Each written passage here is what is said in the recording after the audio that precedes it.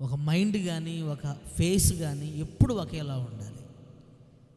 రక్షణలోకి నువ్వు మందిరంలోకి వచ్చిన దగ్గర నుండి సంవత్సరాలు 2-3 సంవత్సరాలు 4-5 సంవత్సరాలు గడుస్తున్నా కానీ ఎప్పుడూ ఒకేలా ఉండాలి.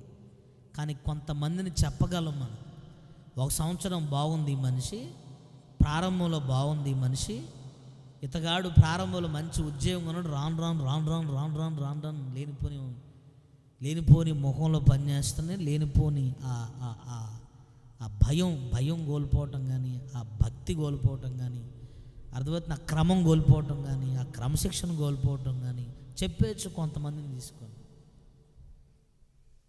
అట్ట మోసం చేయకూడదు దేవుణ్ణి.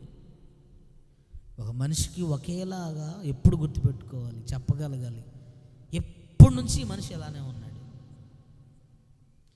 నిరాకారముగా ఉండకూడదు ఎప్పుడు కూడా.